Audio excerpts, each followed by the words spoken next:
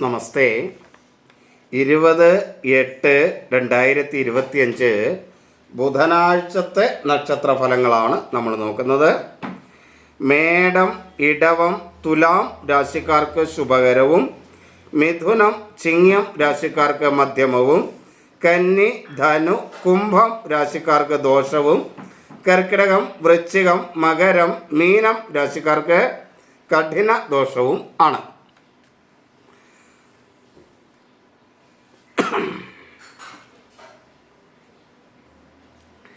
നിങ്ങൾ ഇതിലെന്തെങ്കിലും കമൻറ്റ് ചെയ്യാനായിട്ട് പ്രത്യേകം ശ്രദ്ധിക്കുക. ഞാൻ നിങ്ങളോട് കമൻറ്റ് ചെയ്യാൻ പറയുന്നത് നിങ്ങളുടെ ഇഷ്ടദേവതയുടെ നാമം തന്നെയാണ്, അല്ലെങ്കിൽ നിങ്ങളുടെ ആരാധനാമൂർത്തിയുടെ നാമം തന്നെയാണ്. അതിപ്പോൾ ആരും അറിഞ്ഞോളണം എന്ന് നിർബന്ധമൊന്നുമില്ല, നിങ്ങളുടെ ഇഷ്ടം. പക്ഷേ എങ്കിലും നിങ്ങൾക്ക് ഇഷ്ടദേവതയെ നാമം, നിങ്ങളുടെ തൊട്ടടുത്തുള്ള ക്ഷേത്രത്തിലെ ദേവതയൊക്കെ നാമം ചെയ്യാലോ. അങ്ങനെ ഈശ്വരനാമം കമൻറ്റ് ചെയ്യാനായിട്ട് പ്രത്യേകം ശ്രദ്ധിക്കുക. കാരണം നിങ്ങളുടെ പഞ്ചേന്ദ്രിയങ്ങളും അതിനകത്ത് ആ സമയത്ത് ഒരു സെക്കൻഡ് സമയത്തെങ്കിലും അതിനകത്ത് മൊത്തം ലയിക്കും, എങ്കിലേ നമുക്ക് ആ വാക്കുകൾ എഴുതാനായിട്ട് കഴിയൂ. അപ്പോൾ അതുകൊണ്ട് ആ പുണ്യം ഉണ്ടാകും. അതുകൊണ്ടാണത് പറയുന്നത്. എല്ലാവരും ചെയ്യുക. അത് നിങ്ങൾ വിശ്വസിക്കുന്ന ഏത് ദേവതയായാലും പ്രശ്നമല്ല, ജാതിയോ മതമോ ഒന്നും തന്നെ ആരാധനാ കാര്യങ്ങൾ പ്രശ്നമല്ല. കാരണം ഏതേത് ദേവനെ ഏതേത് രൂപത്തിൽ ഏതേത് ഭാവത്തിൽ ആരാധിച്ചാലും എത്തിച്ചേരുന്നതെല്ലാം എന്നിൽ തന്നെ എന്നാണ് ഭഗവാൻ പറഞ്ഞിട്ടുള്ളത്.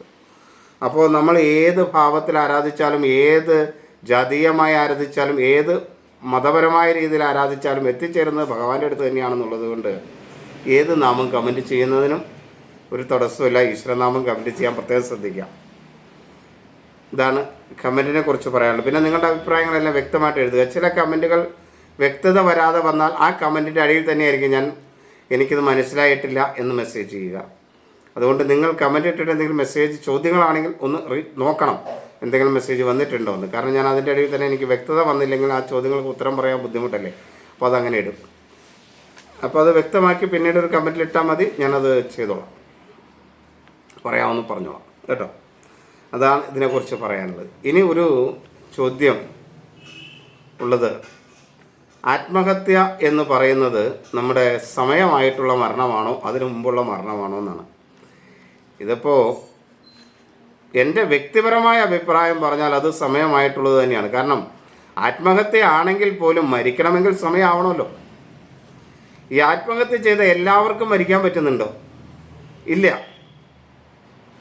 കാരണം പലരും പാതി വഴിക്ക് തിരിച്ചു വരികയാണ്, വീണ്ടും ആ ജീവിത പ്രയാസങ്ങളിലൂടെ കടന്ന് മറിയുക, അങ്ങോട്ടും ഇല്ല ഇങ്ങോട്ടും ഇല്ലാതെ കുറേ ദിവസം കിടക്കുകയും ചെയ്യും. അതൊരു ഭയങ്കര ദുരിതം പിടിച്ച അനുഭവം. അങ്ങോട്ടും ഇല്ലാതൊക്കെ കിടക്കുന്ന അനുഭവം പലരെയും കാണേണ്ടി വന്നിട്ടുണ്ടെന്നുള്ളത് കൊണ്ടാണ് ഞാൻ പറയുന്നത്. ഇനി എന്തെങ്കിലുമൊക്കെ കഴിച്ചിട്ടാണെങ്കിൽ അത് കുടലും പൊള്ളി ഒക്കെ അങ്ങോട്ടും പോവില്ല ഇങ്ങോട്ടും വരില്ല, പിന്നെ ഭക്ഷണവും കഴിക്കാൻ പറ്റില്ല. അങ്ങനെയുള്ളൊരു ദുരിതകരമായ അവസ്ഥ മാസങ്ങളോളം അനുഭവിക്കേണ്ടി വരും. അപ്പോൾ സമയമാകാത്തതുകൊണ്ട് അവരങ്ങോട്ട് പോകാത്തത്, ഇങ്ങോട്ട് തന്നെ വരുന്നത്. അപ്പോൾ സമയം ആയാൽ മാത്രമാണ് മരിക്കുക എന്ന കാര്യം നടക്കൂ. അതുകൊണ്ട് മരണം എന്ന് പറയുന്നത് സമയമായിട്ട് തന്നെ വരുന്നതാണ്. കാരണം നമ്മുടെ വരാഹ മിഹിരൻ്റെ ഹോരാശാസ്ത്രത്തിലൊക്കെ പറയുന്നുണ്ട്, അഗ്നി കൊണ്ടുള്ള മരണം, ആയുധം കൊണ്ടുള്ള മരണം, കയറ് കൊണ്ടുള്ള മരണം, ജലം കൊണ്ടുള്ള മരണം എന്നൊക്കെ പറയുന്നുണ്ട്. ഈ ആയുധം കൊണ്ടുള്ള മരണം, ജലം കൊണ്ടുള്ള മരണം, ഇങ്ങനെയൊക്കെ പറയണമെങ്കിൽ ആ സമയത്ത് ജനിക്കുന്ന വ്യക്തികൾ ഏകദേശം അങ്ങനെ മരിക്കാൻ യോഗമുണ്ട് എന്ന നമ്മുടെ ആചാര്യന്മാരുടെ കണ്ടെത്തലിൻ്റെ ഫലമായിട്ടായിരിക്കും, നിരീക്ഷണങ്ങളുടെ ഫലമായിട്ടായിരിക്കും അങ്ങനെയുള്ള യോഗങ്ങളൊക്കെ എഴുതി വച്ചിട്ടുള്ളത്. അപ്പോൾ അങ്ങനെയുള്ള യോഗങ്ങളുള്ളവർ അങ്ങനെ തന്നെ മരിക്കുക. അപ്പോൾ കയറ് കൊണ്ട് മരിക്കുക, ആത്മഹത്യ ഒക്കെ വരുന്നത് ആത്മഹത്യ പോലുള്ള കാര്യങ്ങളിലാണ്.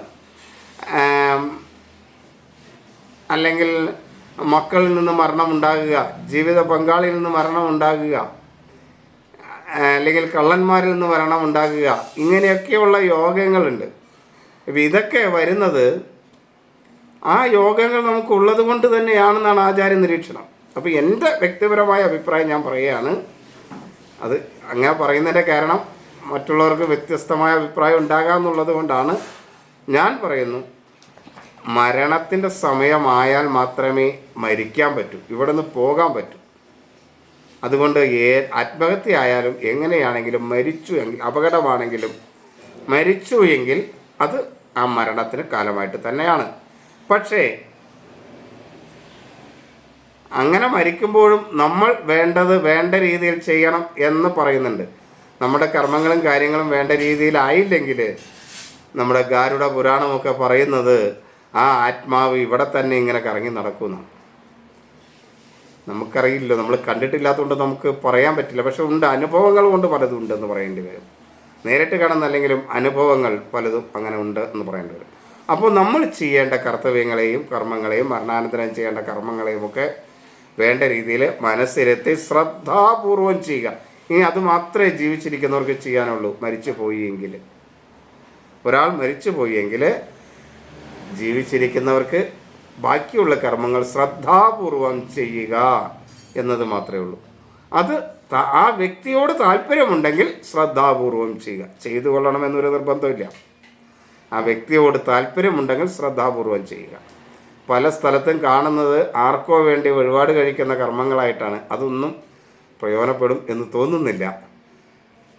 അതൊക്കെ ശ്രദ്ധാപൂർവം ചെയ്ത് ആ ആത്മാവിന് മുക്തി കൊടുക്കുന്നതിന് വേണ്ട കർമ്മങ്ങളെ ചെയ്യുക. പലയിടത്തും മരിച്ചുപോയ ആത്മാവിനെ ഭൂമിയിൽ ഒരു കല്ലൊക്കെ വെച്ച് പ്രതിഷ്ഠിക്കുന്ന ഒരു പ്രശ്നമുണ്ട്. അങ്ങനെയുള്ളത് ഒക്കെ ഒഴിവാക്കാനായിട്ട് ശ്രമിക്കുക. കാരണം മരിച്ചു കഴിഞ്ഞാൽ ആത്മാവ് ഇവിടെ നിന്ന്, ഈ ഭൂമിയിൽ നിന്ന് പോകണം. ഈ ഭൂമിയിൽ പിന്നെ പിടിച്ചു കെട്ടി നിർത്തുന്നതല്ല അതിൻ്റെ ശരി. അതുകൊണ്ട് നമുക്ക് മരിച്ചു കഴിഞ്ഞാൽ ഈ ഭൂമിയിൽ നിന്ന് ആത്മാവിന് പോകാൻ വേണ്ട സൗകര്യം ചെയ്തു കൊടുക്കുക. അത് ഭഗവാന്റെ അടുത്തേക്ക് മുക്തിയാകുന്നതിന് വേണ്ട സൗകര്യങ്ങൾ ചെയ്തു കൊടുക്കുക. മുക്തി കിട്ടാത്ത കർമ്മങ്ങളാണെങ്കിൽ പുതിയൊരു ജന്മം എടുത്തു വരും. ആ ജന്മം നല്ലതായി തീരണമേ എന്ന് നമുക്ക് ഇവിടെ ഇരുന്ന് പ്രാർത്ഥിക്കാൻ കഴിയും. ഞങ്ങളുടെ കൂടെ ഉണ്ടായിരുന്ന ഈ ആത്മാവ് ഇപ്പോൾ ഞങ്ങളുടെ അടുത്തില്ല. ആ ആത്മാവിന് മറ്റൊരു ശരീരം കിട്ടുന്നുവെങ്കിൽ ആ ആത്മാവിന് നല്ലതുണ്ടാകണമേ എന്ന് പ്രാർത്ഥിക്കാൻ കഴിയും. ഇതാണ് കർമ്മങ്ങളുടെ എല്ലാം ലക്ഷ്യം. അങ്ങനെ പ്രാർത്ഥിക്കുക, ശ്രദ്ധയോടെ ചെയ്യുക എന്നുള്ളത് തന്നെയാണ് അതിൻ്റെ ലക്ഷ്യം. അപ്പോൾ അങ്ങനെ ചെയ്യാനായിട്ട് ശ്രദ്ധിക്കുക. മരണം സമയമായാൽ മാത്രമേ നടക്കൂ. അത് വ്യക്തമായിട്ട് മനസ്സിലാക്കുക. അതുകൊണ്ട് ആത്മഹത്യ ചെയ്തു എന്നുള്ളതൊന്നും അത്ര പ്രശ്നമാക്കേണ്ടതില്ല.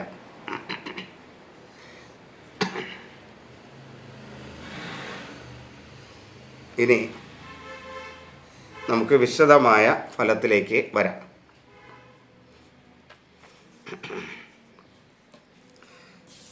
മേടം രാശി. അശ്വതി, ഭരണി, കാർത്തിക ആദ്യ കാൽഭാഗം മേടൻ രാശി. മേടൻ രാശിക്ക് ശുഭകരമാണ്.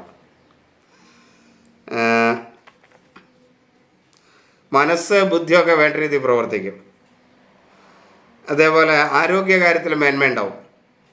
ആത്മവിശ്വാസത്തോടെ കാര്യങ്ങൾ ചെയ്യാൻ കഴിയും. അലസതയൊന്നും ഉണ്ടാവില്ല. എന്നാൽ പിത്ത സംബന്ധമായ പ്രശ്നമുള്ളവർ, വാതരോഗമുള്ളവരൊക്കെ ഒന്ന് ശ്രദ്ധിക്കണം. അവർക്ക് അത്ര അനുകൂലമായ ഒരു ദിവസം ആയിരിക്കില്ല. അഭിപ്രായ സ്ഥിരതയോടുകൂടി കാര്യങ്ങളൊക്കെ ചെയ്യാനായിട്ട് കഴിയും. സഹോദര സ്ഥാനീയർ അനുകൂലമാണ്. ശത്രുക്കൾ മൂലമുള്ള ദോഷമൊക്കെ കുറയും. കടബാധ്യതയൊക്കെ ഒന്ന് ശ്രദ്ധിച്ചാൽ കുറച്ച് കൊണ്ടുവരുന്നതിനായിട്ട് കഴിയും.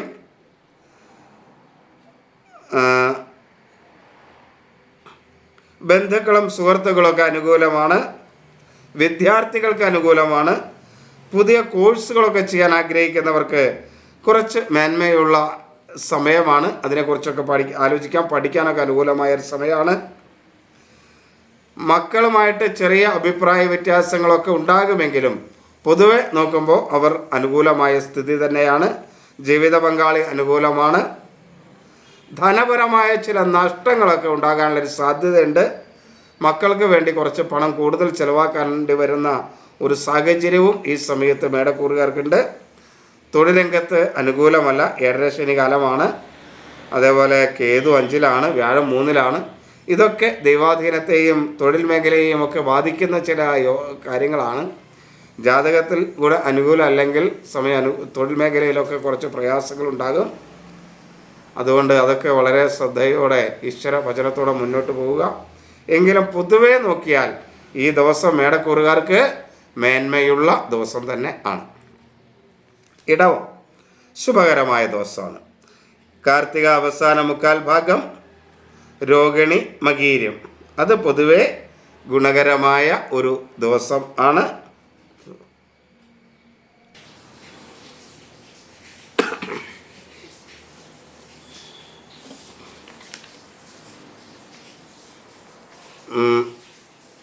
ഇടവം രാശിക്കാർക്ക്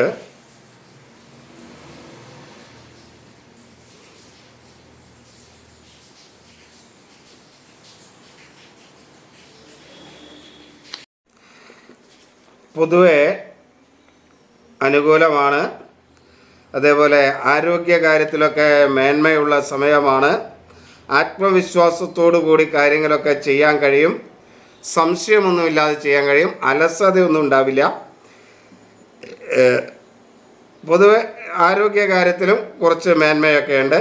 മനസ്സ് ഒന്ന് ശ്രദ്ധിക്കുന്നത് നന്നായിരിക്കും. അനാവശ്യമായ ചിന്തകളെ മനസ്സിലേക്ക് വരാതിരിക്കാനായിട്ടൊന്ന് ശ്രദ്ധിക്കാം. ബുദ്ധി വേണ്ട രീതിയിൽ പ്രവർത്തിക്കും. മാതൃസ്ഥാനീയർ അത്ര അനുകൂലമല്ല, എങ്കിലും ദോഷമൊന്നുമില്ല. പിതൃസ്ഥാനീയർ പൊതുവെ അനുകൂലമാണ്. അഭിപ്രായ സ്ഥിരതയോടുകൂടി കാര്യങ്ങളൊക്കെ ചെയ്യാനായിട്ട് കഴിയുന്ന ഒരു ദിവസം കൂടെയാണ് ഇടവക്കൂറുകാരെ സംബന്ധിച്ചിടത്തോളം ഇത്. എന്നാൽ മാനസികമായ അസ്വസ്ഥത, ആസ്തമ, ഗർഭാശയ രോഗങ്ങളൊക്കെ ഉള്ള അവർ ശുഭകരമായ ദിവസമാണെങ്കിൽ പോലും ഒന്ന് ശ്രദ്ധിക്കുന്നത് നന്നായിരിക്കും. സഹോദര സ്ഥാനീയർ അത്ര അനുകൂലമല്ല. ശത്രുക്കൾ മൂലമുള്ള ദോഷമുണ്ടാകുന്ന ഒരു സമയമാണ്. കടബാധ്യതയും ശ്രദ്ധിച്ചില്ലെങ്കിൽ കൂടും. അതുകൊണ്ട് അത് കടബാധ്യത വരാതിരിക്കാനായിട്ട് പ്രത്യേകം ശ്രദ്ധിക്കണം. മുൻകോപത്തെ ഒന്ന് നിയന്ത്രിക്കണം. മുൻകോപം മൂലം ചില പ്രയാസങ്ങൾ, ബുദ്ധിമുട്ടുകളൊക്കെ ഉണ്ടാകാനുള്ളൊരു സാധ്യതയുണ്ട്. അതുകൊണ്ട് അത് ശ്രദ്ധിക്കണം. ചില നഷ്ടങ്ങളും മുൻകോപം മൂലം വരും. ബന്ധുക്കളും സുഹൃത്തുക്കളും ഒന്നും അനുകൂലമല്ല. അതുകൊണ്ട് അവരുടെ അഭിപ്രായങ്ങളൊക്കെ പൂർണ്ണ തോതിൽ കേൾക്കുന്ന ഒരു സ്ഥിതിയുണ്ട്. കേൾക്കുന്നതിന് കുഴപ്പമില്ല, അനുസരിക്കണമെന്ന് സ്വയം തീരുമാനം എടുക്കണം. മക്കളും ജീവിത പങ്കാളിയും ഒക്കെ അനുകൂലമാണ്. പൊതുവെ കുടുംബത്തിലൊരു സ്വസ്ഥതയും സമാധാനവും ഒക്കെ കിട്ടും. ധനപരമായ കാര്യങ്ങളിൽ നേട്ടങ്ങൾ ഉണ്ടാകും. തൊഴിൽ മേഖലയിലും പുതിയ അവസരങ്ങളൊക്കെ കിട്ടും. പുതിയ തൊഴിൽ മേഖല വികസനങ്ങളൊക്കെ പുതിയ തൊഴിൽ മേഖലയിലൊക്കെ കൊണ്ടുവരാനായിട്ട് കഴിയും. പൊതുവെ തൊഴിൽ മേഖല മേന്മയുള്ളത് തന്നെ ആയിരിക്കും. ഒരു കാരണവശാലും ലഹരി പദാർത്ഥങ്ങൾ ഉപയോഗിക്കാതിരിക്കാനായിട്ട് പ്രത്യേകം ശ്രദ്ധിക്കണം ഇടവക്കൂറുകാർ. ഇനി മിഥുനക്കൂറുകാർക്ക് മധ്യമമായ ഒരു ദിവസമാണ്. മനസ്സ്, ബുദ്ധിയൊക്കെ പൊതുവെ അനുകൂലമായിരിക്കും. മനസ്സും ബുദ്ധിയൊക്കെ അനുകൂലമാകുന്ന ഒരു സമയമാണ്. ആരോഗ്യ കാര്യങ്ങൾ അനുകൂലമാണ്. അലസതയും സംശയമൊക്കെ മാറി നല്ല രീതിയിൽ കാര്യങ്ങൾ ചെയ്യാൻ കഴിയുന്ന ഒരു ദിവസമാണ്. ആരോഗ്യകാര്യത്തിലുമൊക്കെ നേട്ടമുണ്ടാകും. മനസ്സ്, ബുദ്ധിയൊക്കെ വേണ്ട രീതിയിൽ പ്രവർത്തിക്കും. അഭിപ്രായ സ്ഥിരതയോടുകൂടി കാര്യങ്ങൾ ചെയ്യാനായിട്ട് കഴിയും.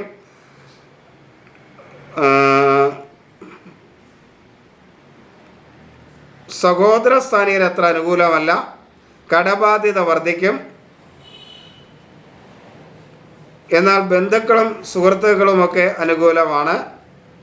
വാക്കുകൾ നല്ല രീതിയിൽ ഉപയോഗിക്കാൻ കഴിയും. ധനപരമായി ചെറിയ നഷ്ടങ്ങളൊക്കെ ഉണ്ടാകും, എങ്കിലും ശ്രദ്ധിച്ചാൽ അത് കുറച്ചു കൊണ്ടുവരാനായിട്ടും കഴിയും. ജീവിത പങ്കാളി അനുകൂലമാണ്. മക്കളും ഒരു പരിധി വരെ അനുകൂലമാണ്. തൊഴിൽ രംഗത്തും അത്ര മേന്മയില്ലെങ്കിലും വലിയ ദോഷം ചെയ്യാത്ത ഒരു ദിവസം കൂടെയാണ് ഇത്. ഇനി കർക്കിടകക്കൂറുകാർക്ക് കഠിന ദോഷമായ സമയമാണ്. കുറച്ച് നാളത്തേക്കും കൂടെ അതുണ്ടാവും. എങ്കിലും നമുക്ക് ഈ ദിവസം ഒട്ടും അനുകൂലമല്ല. ആരോഗ്യ കാര്യങ്ങൾ അനുകൂലമല്ല. ആത്മവിശ്വാസക്കുറവ് എല്ലാ കാര്യത്തിലും തോന്നും.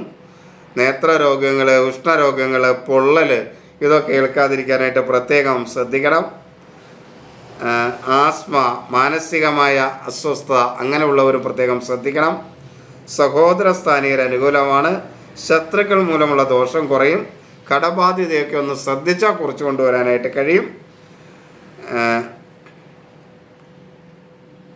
ബന്ധുക്കളും സുഹൃത്തുക്കളും ഒന്നും അനുകൂലമല്ല. വാക്കുകളും വളരെ ശ്രദ്ധയോടെ ഉപയോഗിക്കണം. വിദ്യാർത്ഥികൾക്കും ഒട്ടും അനുകൂലമായ ഒരു ദിവസമല്ല. ധനപരമായ ചില നഷ്ടങ്ങളൊക്കെ ഉണ്ടാകാൻ സാധ്യതയുണ്ട്. മക്കളുമായിട്ടും ചില അഭിപ്രായ വ്യത്യാസങ്ങൾ ഉണ്ടാകാം. ജീവിത പങ്കാളി പൊതുവെ അനുകൂലമായിരിക്കും. തൊഴിൽ രംഗത്ത് ഒട്ടും അനുകൂലമല്ല. മറ്റുള്ളവരുമായിട്ട് കലഹം, തൊഴിലാളികളുമായിട്ട് കലഹം, മേലുദ്യോഗസ്ഥരുമായിട്ടൊക്കെ കലഹം ഒക്കെ ഉണ്ടാകും. അതിനുള്ള സാഹചര്യത്തെയൊക്കെ പരമാവധി ഒഴിവാക്കാനായിട്ട് പ്രത്യേകം ശ്രദ്ധിക്കണം. ഒരു കാരണവശാലും ലഹരി പദാർത്ഥങ്ങൾ ഉപയോഗിക്കരുത്. ചിങ്ങം, മകം, പൂരം, ഉത്രം, ആദ്യ കാൽഭാഗം. ചിങ്ങക്കൂറുകാർക്ക് ഗുണദോഷ സമ്മിശ്രമായ ഒരു ദിവസമാണ്. ദൈവാധീനമൊക്കെ ഉണ്ടാകുന്ന ദിവസമാണ്. എങ്കിലും ആരോഗ്യകാര്യത്തിൽ ഒരു ശ്രദ്ധ വേണം. മനസ്സ് ബുദ്ധിയൊക്കെ വേണ്ട രീതിയിൽ പ്രവർത്തിക്കും.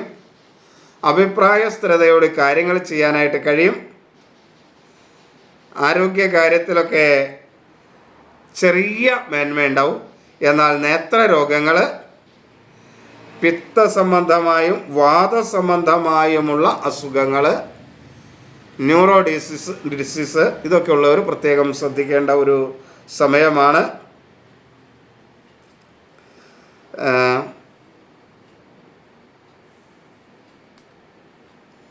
ബന്ധുക്കളും സുഹൃത്തുക്കളും അനുകൂലമല്ല. അതേപോലെ ഓർമ്മക്കുറവ് മൂലമുള്ള ചില നഷ്ടങ്ങൾ വരാതിരിക്കാനായിട്ട് പ്രത്യേകം ശ്രദ്ധിക്കണം. ധനപരമായ കാര്യങ്ങളിൽ മേന്മയുണ്ടാകും.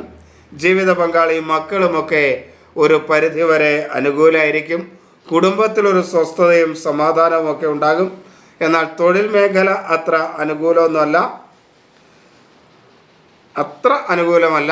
എങ്കിലും ദൈവാധീനമൊക്കെ ഉണ്ടാകാൻ സാധ്യതയുള്ളത് കൊണ്ട് പല പ്രശ്നങ്ങളും പരിഹരിച്ച് മുന്നോട്ട് പോകാനായിട്ട് കഴിയും. ഒരു കാരണവശാലും ലഹരി പദാർത്ഥങ്ങൾ ഉപയോഗിക്കരുത് ചിങ്ങക്കൂറുകാർ.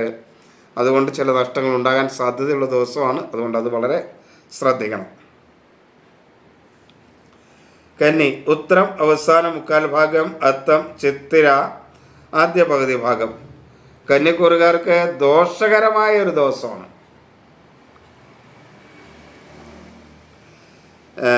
7 ശനി, 10 വ്യാഴം, 12 കേതുവൊക്കെയാണ്.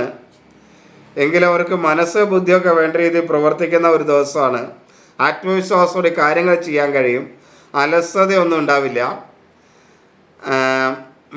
വേണ്ടതുപോലെയൊക്കെ ചെയ്ത് തീർക്കാനായിട്ട് കഴിയുന്ന ഒരു ദിവസമാണ്. ആരോഗ്യകാര്യത്തിലും ഗുണകരമാണ്. മനസ്സ് ബുദ്ധിയൊക്കെ വേണ്ട രീതിയിൽ പ്രവർത്തിക്കും. മാതൃസ്ഥാനീയർ അനുകൂലമാണ്. പിതൃസ്ഥാനീയർ അനുകൂലമാണ്. അഭിപ്രായ സ്ഥിരതയോടുകൂടി കാര്യങ്ങളൊക്കെ ചെയ്യാനും പ്രവർത്തിക്കാനും കഴിയുന്ന ഒരു ദിവസമാണ്. എന്നാൽ സഹോദര സ്ഥാനീയർ അത്ര അനുകൂലമല്ല. ശത്രുക്കൾ മൂലമുള്ള ചില ദോഷമുണ്ടാകും. രക്തവാതം പോലെയുള്ള രോഗങ്ങളുള്ളവർ വളരെ ശ്രദ്ധിക്കേണ്ട ഒരു ദിവസം കൂടെയാണിത്. കടബാധ്യത ചെറുതായിട്ടൊക്കെ ഉണ്ടാകാനുള്ളൊരു സാധ്യതയുണ്ട്. ബന്ധുക്കളും സുഹൃത്തുക്കളും ഒക്കെ അനുകൂലമാണ്. വിദ്യാർത്ഥികൾക്കും അനുകൂലമാണ്. വാക്കുകൾ നല്ല രീതിയിൽ ഉപയോഗിക്കാൻ കഴിയുമെന്നുള്ളത് കൊണ്ട് പല പ്രശ്നങ്ങളും ഒരു പരിധിവരെ ഒഴിവായി പോകും. ജീവിത പങ്കാളിയും മക്കളും ഒന്നും അത്ര അനുകൂലമല്ല. കുടുംബത്തിൽ ഒരു സ്വസ്ഥതയും സമാധാനവും കിട്ടിയെന്ന് വരില്ല ഈ ദിവസം. അതേപോലെ തൊഴിൽ മേഖലയിലും അത്ര മേന്മയുള്ള ദിവസം അല്ല. അപ്പോൾ കുടുംബത്തിലൊരു സ്വസ്ഥത സമാധാനം കുറവ് അനുഭവപ്പെടുമ്പോൾ അതിനുള്ള സാഹചര്യങ്ങളെ ബോധപൂർവം ഉണ്ടാക്കാതിരിക്കാനും കൂടെ ശ്രമിക്കുക. അപ്പോൾ കുറച്ചൊക്കെ മാറ്റങ്ങൾ വരും. അതിനാണ് ഈ ഫലം എന്ന് മനസ്സിലാവും. ഈ നക്ഷത്ര ഫലമൊക്കെ അതിനാണ് സഹായിക്കുക. അനുകൂലം അല്ലെന്ന് മനസ്സിലാക്കുമ്പോൾ നമ്മൾ അത് അനുകൂലമാക്കുന്നതിന് വേണ്ടി വേണ്ട രീതിയിൽ ശ്രമിക്കണം. ഇനി തുലാം, ചിത്തിര അവസാന പകുതി ഭാഗം, ചോതി വിശാഖം ആദ്യ മുക്കാൽ ഭാഗം. തുലാം രാശിക്ക് ശുഭകരമായ ദിവസമാണ്. എന്നാൽ മനസ്സ് ഒന്ന് വേണ്ട രീതിയിൽ ശ്രദ്ധിക്കണം. ആവശ്യമില്ലാത്ത ചിന്തകൾ ഉണ്ടാകാതിരിക്കാൻ ശ്രദ്ധിക്കണം. എന്തെങ്കിലും ഒരു ചെറിയ പ്രശ്നത്തെ മനസ്സിലിട്ട് വികസിപ്പിച്ചതൊരു വലിയ പ്രശ്നമായി മാനസികമായി ബുദ്ധിമുട്ടുണ്ടാക്കുന്ന അവസ്ഥ ഉണ്ടാക്കാതിരിക്കാനും ശ്രദ്ധിക്കണം. ഈ കാര്യങ്ങൾ ശ്രദ്ധിച്ചാൽ തുലാം രാശിക്കാർക്ക് ശുഭകരമായ ദിവസം തന്നെ ആയിരിക്കും. ആരോഗ്യ കാര്യത്തിൽ അവർക്ക് മേന്മയുണ്ട്. ആത്മവിശ്വാസത്തോടെ കാര്യങ്ങൾ ചെയ്യാനായിട്ട് കഴിയും. ആരോഗ്യ കാര്യത്തിലും കഴിഞ്ഞ ദിവസങ്ങളെക്കാളൊക്കെ ഭേദകരമായൊരവസ്ഥയുണ്ടാകും. മനസ്സ് ബുദ്ധിയൊക്കെ വേണ്ട രീതിയിൽ മനസ്സ് ഒന്ന് കൺട്രോൾ ചെയ്യുക, ബുദ്ധി വേണ്ട രീതിയിൽ പ്രവർത്തിക്കും. മാതൃസ്ഥാനീയർ പൊതുവെ അനുകൂലമാണ്, പിതൃസ്ഥാനീയരും അനുകൂലമാണ്. അഭിപ്രായ സ്ഥിരതയോടെ കാര്യങ്ങൾ ചെയ്യാൻ കഴിയും. എന്നാൽ ആസ്മ, മാനസികമായ അസ്വസ്ഥത, വൃക്കരോഗങ്ങൾ ഇങ്ങനെയുള്ളവരൊന്ന് ശ്രദ്ധിക്കുന്നത് നല്ലതാണ്. പൊതുവെ അനുകൂലമായ ദിവസം തന്നെയാണ്. എങ്കിലും സഹോദര സ്ഥാനീയർ അനുകൂലമല്ല. ശത്രുക്കൾ മൂലമുള്ള ദോഷമുണ്ടാകും. കടബാധ്യതയും വർദ്ധിക്കും. വാക്കുകളൊക്കെ നല്ല രീതിയിൽ ഉപയോഗിക്കാൻ കഴിയും. ബന്ധുക്കളും സുഹൃത്തുക്കളും അനുകൂലമാണ്. വിദ്യാർത്ഥികൾക്കും മേന്മയുള്ള ദിവസമാണ്. ധനപരമായ കാര്യങ്ങളിൽ മേന്മയുണ്ടാകും. ജീവിത പങ്കാളി മക്കളുമൊക്കെ അനുകൂലമാകും. തൊഴിൽ മേഖലയിൽ പുതിയ അവസരങ്ങൾ ലഭിക്കും. പുതിയ വികസന പ്രവർത്തനങ്ങളൊക്കെ തൊഴിൽ മേഖലയിൽ നടത്താനായിട്ട് കഴിയും.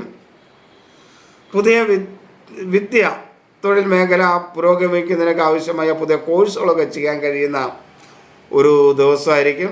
അപ്പോൾ അതൊക്കെ ചെയ്യാനായിട്ട് ശ്രദ്ധിക്കുക. പഠിക്കാനൊക്കെ ഉള്ള കാര്യങ്ങൾ ഭംഗിയായിട്ട് തൊഴിൽ മേഖലയുടെ അഭിവൃദ്ധിക്ക് വേണ്ടി പഠിക്കാൻ ചെയ്യുന്ന കാര്യങ്ങളൊക്കെ പഠിക്കാനായിട്ട് ശ്രദ്ധിക്കുക. ഈ സമയം അനുകൂലമാണെന്ന് പറഞ്ഞിട്ട് ഒന്നും ചെയ്യാതിരുന്ന അനുകൂലമില്ല. നമ്മൾ കർമ്മം ചെയ്യുക, കർമ്മമേഖലയിലേക്ക് ഇറങ്ങുക. അപ്പോൾ ആ സമയത്തിൻ്റെ അനുകൂലം നമുക്ക് ഗുണകരമായ അവസ്ഥയിലേക്ക് എത്തും.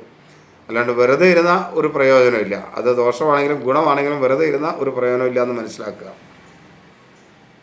പ്രവർത്തന മേഖലകൾ മേന്മയുള്ളതാക്കി തീർത്താൽ മാത്രമേ, അതിനുവേണ്ടി ശ്രമിക്കുമ്പോഴാണ് എല്ലാം അനുകൂലമായി വരുന്നത്. അതുകൊണ്ട് തൊഴിൽ മേഖലയൊക്കെ അനുകൂലമാണ്. അതൊക്കെ ശ്രദ്ധിച്ച് നേട്ടങ്ങൾ ഉണ്ടാക്കാനായിട്ട് ശ്രദ്ധിക്കാം. വൃശ്ചികം രാശി ദോഷകരമായ ഒരു ദിവസമാണ്, കഠിന ദോഷമൊന്നുമല്ല. കുറച്ച് നാളൊക്കെ ആയിട്ട് അങ്ങനെ മാറി തിരിഞ്ഞ് നടക്കുകയാണ്. വൃശ്ചികത്തിന് ദോഷകരമായ ഒരു ദിവസമാണ്. വിശാഖം അവസാന കാൽഭാഗം, അനിഴം തൃക്കേട്ട. 4 രാഹുവാണ്, 5 ശനിയാണ്, 8 വ്യാഴമാണ്, 10 കേതുവൊക്കെയാണ്. എങ്കിലും ആരോഗ്യ കാര്യത്തിലൊക്കെ മേന്മയുണ്ടാകും. ആത്മവിശ്വാസമൊക്കെ വർദ്ധിക്കും. സംശയമൊന്നുമില്ലാതെ കാര്യങ്ങളൊക്കെ ചെയ്ത് തീർക്കാനായിട്ട് കഴിയും. അതേപോലെ മനസ്സ് അത്ര അനുകൂലമല്ല. അതൊന്ന് കൺട്രോൾ ചെയ്താൽ കാര്യങ്ങൾ മേന്മയുള്ളതായി തന്നെ തീരും. മാതൃസ്ഥാനീയർ അനുകൂലമല്ലെങ്കിലും പിതൃസ്ഥാനീയർ അനുകൂലമായിരിക്കും. അഭിപ്രായ സ്ഥിരതയോടുകൂടി കാര്യങ്ങളൊക്കെ ചെയ്യാൻ കഴിയുന്ന ഒരു ദിവസം കൂടി ആയിരിക്കും. സഹോദര സ്ഥാനീയരെ അനുകൂലമാണ്. ശത്രുക്കൾ മൂലമുള്ള ദോഷം കുറയും. കടബാധ്യതയൊക്കെ കുറച്ചു കൊണ്ടുവരാനായിട്ട് കഴിയും. അതേപോലെ ബന്ധുക്കളും സുഹൃത്തുക്കളും അത്ര അനുകൂലമല്ല. വിദ്യാർത്ഥികൾക്ക് അനുകൂലമല്ല. വാക്കുകളെ വളരെ നിയന്ത്രിക്കുക. വാക്കുകൾ മൂലം ചില നഷ്ടങ്ങൾ ഉണ്ടാകാതിരിക്കാനായിട്ട് ശ്രദ്ധിക്കുക. സാമ്പത്തിക കാര്യങ്ങളിൽ ചില നഷ്ടങ്ങൾ വരാൻ സാധ്യതയുള്ള ദിവസമായിരുന്നു ശ്രദ്ധിക്കുക. ജീവിത പങ്കാളി അനുകൂലമാണ്. വാഹനങ്ങൾ മൂലമൊക്കെ ചില നേട്ടങ്ങൾ ഉണ്ടാക്കാൻ കഴിയുന്ന ദിവസവുമാണ്. തൊഴിൽ രംഗത്ത് ചില തടസ്സങ്ങളും പ്രയാസങ്ങളും ഒക്കെ ഉണ്ടാകും. മേലുദ്യോഗസ്ഥർ അനുകൂലമായിരിക്കും പല കാര്യങ്ങളിലും. പക്ഷെ എന്നാൽ സഹപ്രവർത്തകർ അത്ര അനുകൂലമായിരിക്കില്ല. ഒരു കാരണവശാലും ലഹരി പദാർത്ഥങ്ങൾ ഉപയോഗിക്കരുത്. ധനുരാശിക്ക് ദോഷകരമായ ദിവസമാണ്. 4 ശനി, 9 കേതുവാണ്. ഒരു ഭാഗ്യഹീനത്വമൊക്കെ ഉണ്ടാകുന്ന സമയമാണ്. കുടുംബത്തിലൊരു സ്വസ്ഥത കുറയുന്ന ഒരു സമയം കൂടെയാണ്. അതുകൊണ്ട് അതൊക്കെ ഒന്ന് ശ്രദ്ധിക്കണം. പൊതുവെ ആരോഗ്യകാര്യത്തിലൊന്നും അനുകൂലമല്ല. പനി പോലുള്ള അസുഖങ്ങൾ മൂലം പ്രയാസമുണ്ടാകാൻ സാധ്യതയുണ്ട്. പാർശ്വവ്യാധികൾ പോലുള്ള അസുഖങ്ങൾ, നേത്രരോഗങ്ങൾ, പൊതുവെ ഒരു പ്രതിരോധ ശക്തി കുറവ് അനുഭവപ്പെടും. മനസ്സും ബുദ്ധിയൊക്കെ അനുകൂലമായിരിക്കും. മാതൃസ്ഥാനീയർ അനുകൂലമായിരിക്കും. എന്നാൽ പിതൃസ്ഥാനീയരിൽ നിന്ന് മനസ്സിന് ചില വിഷമങ്ങളൊക്കെ ഉണ്ടാകും. അഭിപ്രായ സ്ഥിരതയോട് കാര്യങ്ങൾ ചെയ്യാനായിട്ട് കഴിയും. സഹോദര സ്ഥാനീയർ അത്ര അനുകൂലമല്ല. ശത്രുക്കൾ മൂലമുള്ള ദോഷമുണ്ടാകും. കടബാധ്യത വർദ്ധിക്കും. അപമാനം ഉണ്ടാകാനുള്ളൊരു സാധ്യതയുണ്ട്. അതുകൊണ്ട് അതിനുള്ള സാഹചര്യങ്ങളെ മനഃപൂർവ്വം ഒഴിവാക്കണം. ആവശ്യമില്ലാത്ത അങ്ങനെയുള്ള സാഹചര്യങ്ങളിൽ ചെന്ന് പെടാതിരിക്കാൻ പ്രത്യേകം ശ്രദ്ധിക്കുക. വാക്കുകൾ അനുകൂലമല്ല. ബന്ധുക്കളും സുഹൃത്തുക്കളും അനുകൂലമല്ല. മക്കളുമായിട്ട് ചില അഭിപ്രായ വ്യത്യാസങ്ങൾ ഉണ്ടാകുമെങ്കിലും അവരിൽ നിന്ന് മനസ്സിൽ സന്തോഷകരമായ അനുഭവങ്ങളും ഉണ്ടാകും. ജീവിത പങ്കാളി ഒട്ടും അനുകൂലമല്ല. തൊഴിൽ മേഖലയിലും ചില നഷ്ടങ്ങളൊക്കെ വരാൻ സാധ്യതയുണ്ട്. എങ്കിലും വലിയ ദോഷം ചെയ്യില്ല. പൊതുവെ ഈശ്വരാരാധനയൊക്കെ നടത്തി മുന്നോട്ട് പോകാനായിട്ട് ശ്രമിക്കുക. കാര്യം ദോഷകരമാണെങ്കിലും നല്ല ഒന്ന് ശ്രമിച്ച ദൈവാധീനം ഉണ്ടാകാനുള്ള സാധ്യതയുള്ളൊരു ദിവസമാണ്. അതുകൊണ്ട് ആ ഉണ്ടാകാൻ സാധ്യതയുള്ള ദൈവാധീനത്തെ വർദ്ധിപ്പിച്ച് ദിവസം മുന്നോട്ട് പോയാൽ ദോഷകരമായൊരു ദിവസത്തിൻ്റെ ദോഷത്തെ കുറയ്ക്കാനായിട്ട് കഴിയും. മകരം ഒട്ടും അനുകൂലമല്ല, കഠിന ദോഷമാണ്. ആരോഗ്യകാര്യത്തിൽ വളരെ ശ്രദ്ധിക്കേണ്ട ഒരു സമയമാണ്. പൊതുവെ ആത്മവിശ്വാസക്കുറവും അലസതയും മൂലമെല്ലാം പിന്നത്തേക്ക് മാറ്റിവെക്കും. ദഹനക്കുറവ് മൂലമുള്ള പ്രശ്നങ്ങൾ, ഉദര രോഗങ്ങളൊക്കെ പ്രയാസമുണ്ടാക്കും. മനസ്സ് ബുദ്ധിയൊക്കെ അനുകൂലമായി പ്രവർത്തിക്കും. മാതൃസ്ഥാനീയർ അനുകൂലമാണ്. അഭിപ്രായ സ്ഥിരതയോടെ കാര്യങ്ങളൊക്കെ ചെയ്യും. പക്ഷേ ആസ്മ പോലുള്ള അസുഖമുള്ളവർ വളരെ ശ്രദ്ധിക്കുന്നത് നന്നായിരിക്കും. സഹോദര സ്ഥാനീയർ അനുകൂലമല്ല. ആരോഗ്യകാര്യത്തിൽ അനുകൂലമല്ല. ഭൂമി സംബന്ധമായ കാര്യത്തിൽ ചില പ്രശ്നങ്ങളും ഒക്കെ ഉണ്ടാകാൻ സാധ്യതയുണ്ട്. കടബാധ്യത കൂടാനുള്ളൊരു സാധ്യത കാണുന്നുണ്ട്. മറ്റുള്ളവരിൽ നിന്ന് അപമാനം ഉണ്ടാകാനുള്ള സാധ്യതയുണ്ട്. പൊതുവെ ജീവിത പങ്കാളിയും മക്കളും ഒന്നും അനുകൂലമല്ലാത്തതുകൊണ്ട് കുടുംബത്തിലും ഒരു സ്വസ്ഥതയും സമാധാനവും ഉണ്ടാവില്ല. ബന്ധുക്കളും സുഹൃത്തുക്കളും അനുകൂലമല്ല. വിദ്യാർത്ഥികൾക്ക് അനുകൂലമല്ല.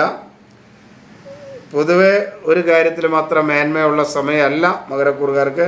എന്നാൽ തൊഴിൽ രംഗത്ത് നേട്ടങ്ങൾ ഉണ്ടാകുന്ന ഒരു സമയമാണ്. വരുമാന വർധനവൊക്കെ ഒരു പരിധിവരെ ഉണ്ടാകാൻ സാധ്യതയുള്ള ഒരു ദിവസം കൂടെയാണിത്. ഒരു കാരണവശാലും ലഹരി പദാർത്ഥങ്ങൾ ഉപയോഗിക്കരുത്. കുംഭം അവിട്ടം അവസാന പകുതി ഭാഗം, ചതയം പൂരുരുട്ടാതി ആദ്യ മുക്കാൽ ഭാഗം. കുംഭക്കൂറുകാർക്ക് ദോഷകരമായ ഒരു ദിവസമാണ്. എങ്കിലും അവർ ശ്രദ്ധിക്കുകയാണെങ്കിൽ നല്ല ദൈവാധീനമുള്ളത് കൊണ്ട് പല കാര്യങ്ങളിൽ നിന്നും ദോഷങ്ങളിൽ നിന്നൊക്കെ ദോഷങ്ങളുണ്ടാവും, എങ്കിലും അതിൻ്റെ കാഠിന്യത്തെ കുറയ്ക്കാനായിട്ട് കഴിയും. പൊതുവെ ആരോഗ്യകാര്യത്തിൽ ഒരു ശ്രദ്ധ വേണം. ഭക്ഷണ കാര്യത്തിൽ വളരെ ശ്രദ്ധ കൊടുക്കേണ്ട ദിവസമാണ്. ദഹനക്കുറവ്, ഉഷ്ണരോഗങ്ങൾ, നേത്രരോഗങ്ങൾ ഒക്കെ ഉണ്ടാകും. മനസ്സ് ബുദ്ധിയൊന്നും അനുകൂലമല്ല. മാതൃപിതൃസ്ഥാനീയർ അനുകൂലമല്ല. അതേപോലെ ഗർഭാശയ രോഗങ്ങളുള്ളവർ വളരെയധികം ശ്രദ്ധിക്കണം. സഹോദര സ്ഥാനീയരും അത്ര അനുകൂലമൊന്നും അല്ല. ശത്രുക്കൾ മൂലമുള്ള ദോഷമുണ്ടാകും. കടബാധ്യത വർദ്ധിക്കും. അപകടങ്ങൾ ഉണ്ടാകാതിരിക്കാനും ശ്രദ്ധിക്കണം. ബന്ധുക്കളും സുഹൃത്തുക്കളും അനുകൂലമല്ല. വാക്കുകളെ വളരെയധികം നിയന്ത്രിക്കണം. വാക്കുകൾ മൂലം ചില പ്രയാസങ്ങളുണ്ടാവും. ധനപരമായ നേട്ടങ്ങളുണ്ടാകും. ജീവിത പങ്കാളി മക്കളുമൊക്കെ അനുകൂലമായിരിക്കും. കുടുംബത്തിലൊരു സ്വസ്ഥതയും സമാധാനവും ഒക്കെ ഉണ്ടാകും. തൊഴിൽ രംഗത്ത് ശ്രദ്ധിച്ചാൽ നേട്ടങ്ങൾ ഉണ്ടാക്കാൻ കഴിയുന്ന സമയമാണ്. മേലുദ്യോഗസ്ഥരിൽ നിന്ന് അല്പം പ്രയാസങ്ങളും ബുദ്ധിമുട്ടുകളും ഉണ്ടാകും. ഒരു കാരണവശാലും ലഹരി പദാർത്ഥങ്ങൾ ഉപയോഗിക്കരുത്. മീനം കഠിന ദോഷമുള്ളൊരു സമയമാണ്. എങ്കിലും അവർക്ക് ആരോഗ്യകാര്യത്തിൽ അല്പം മേന്മയുണ്ടാകും. വാത പിത്ത സംബന്ധമായ രോഗമൊക്കെ ഉണ്ടായിരുന്നവർക്ക് ഒരു ആശ്വാസം കിട്ടുന്ന കാലഘട്ടമാണ്. മനസ്സ് ബുദ്ധി ഒന്ന് കൺട്രോൾ ചെയ്യാനായിട്ട് ശ്രമിക്കണം. അത് അത്ര മേന്മയില്ല.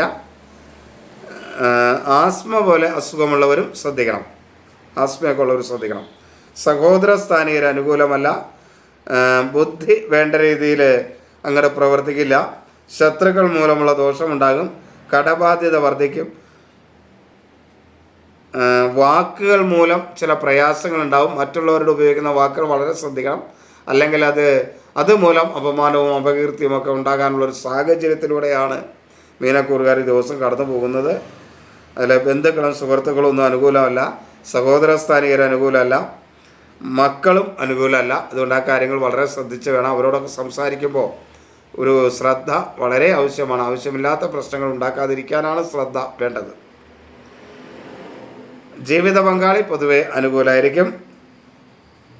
വാഹന സംബന്ധമായ ചില നേട്ടങ്ങളൊക്കെ കാര്യം അനുകൂലമല്ലെങ്കിലും ഉണ്ടാകാൻ സാധ്യതയുണ്ട്.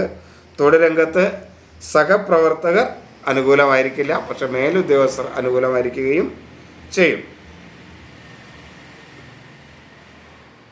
ഇത് ഒരു പൊതുഫലമാണ്. ഇതിനകത്തെ നിർദ്ദേശങ്ങൾ സ്വീകരിച്ച് മുന്നോട്ട് പോയാൽ നിങ്ങളെ സംബന്ധിച്ചിടത്തോളം വളരെയധികം ദോഷങ്ങളും മാനസിക പ്രയാസങ്ങളും കുറയ്ക്കുന്നതിനായിട്ട് കഴിയും. അതിനുവേണ്ടി തന്നെയാണ് ഈ നക്ഷത്രഫലങ്ങളൊക്കെ ഇടുന്നത്. എല്ലാവരെയും ഈശ്വരൻ അനുഗ്രഹിക്കട്ടെ എന്ന് പ്രാർത്ഥിക്കുന്നു. എല്ലാവർക്കും നമസ്തേ.